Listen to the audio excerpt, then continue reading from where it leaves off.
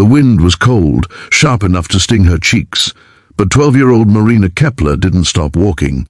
Her backpack bounced against her spine with every step, the broken strap slapping her side as if reminding her of everything she wanted to forget.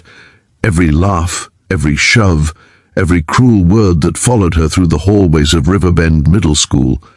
She walked faster, almost running now, because fear chased her like a shadow. What she was about to do didn't make sense. It didn't feel safe. It didn't even feel real. Yet the weight of her bruised ribs and the echo of yesterday's threats pushed her on. She had heard the stories about a biker gang that protected people nobody else cared about, and today she needed protection more than ever. 2 more miles, 2 miles to reach the local chapter of the HELLS Angels. If you believe in kindness, second chances, and people who stand up for the vulnerable, make sure to like, comment, share, and subscribe to Light of Kindness. Your support helps these emotional stories reach more hearts. Marina kept walking through the quiet daylight streets of her town, passing rows of sunlit houses that looked warm and safe from the outside, but felt like a different world from the one she lived in. Kids her age were probably still getting ready for school, fighting sleep, brushing hair in front of mirrors. Marina was fighting something else entirely. The group of older boys who cornered her behind the gym after class the day before had made it clear they weren't done hurting her. It wasn't the first time, and she had learned long ago that teachers didn't see what they didn't want to see. Her mother worked 2 jobs and barely got home before midnight. Marina didn't dare tell her, not when her mother already carried the weight of the world on her tired shoulders. She reached a stretch of cracked concrete road leading toward an old industrial strip. That was where she had heard the bikers gathered, the loud engines, the black leather, the people others crossed the street to avoid.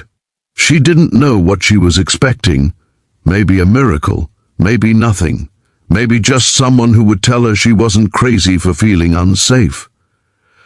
The principal walked outside, trembling slightly as he approached the wall of engines.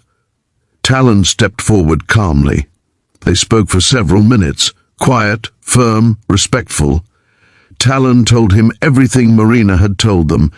He told him about the days she had walked home bleeding, afraid to live her own life. He told him about the adults who failed her, about the damage caused by silence. Teachers gathered around listening, guilt flickering across their faces as they realized how much they had missed or ignored. The bikers didn't threaten, they didn't yell, they didn't break a single law, they simply made it impossible to pretend anymore. Inside the cafeteria, the bullies were pale. One of them muttered that he hadn't meant it, that it was just jokes, that he didn't think she would tell anyone. Another sunk into his chair, hands on his head, visibly shaking.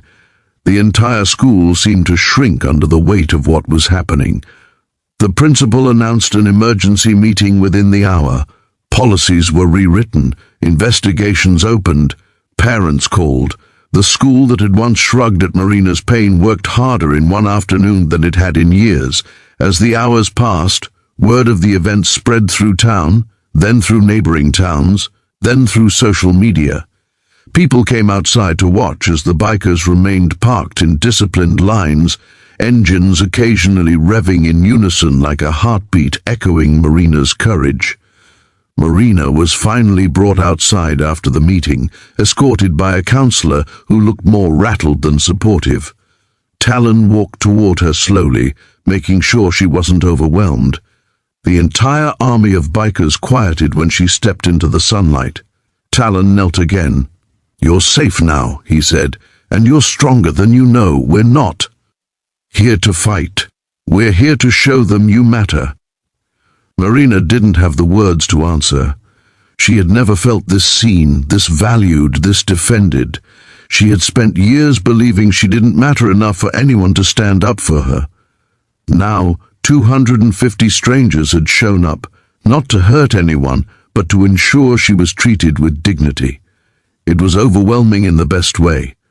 The bikers stayed until school closed, then rode off one by one, engines roaring across the warm daylight sky. Talon and his small group stayed closest, promising Marina that if she ever felt unsafe again, she only had to call. They gave her mother resources, contacts, numbers. They even arranged after-school safety escorts through volunteers in the community so Marina would never walk home afraid again. The bullies were disciplined. Some were suspended.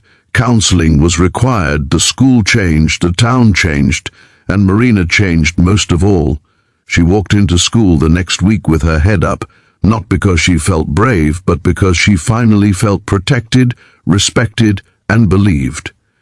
If this story touched your heart, please like, comment, share, and subscribe to Light of Kindness. Your engagement helps these stories of courage and compassion reach more people around the world. Before we end, here is a special request. Comment kindness always wins if you believe every child deserves protection and a second chance at safety. And with that, Marina's story stands as a reminder. Sometimes heroes wear leather and ride with thunder, but their greatest power is the kindness they choose to show when no one else will.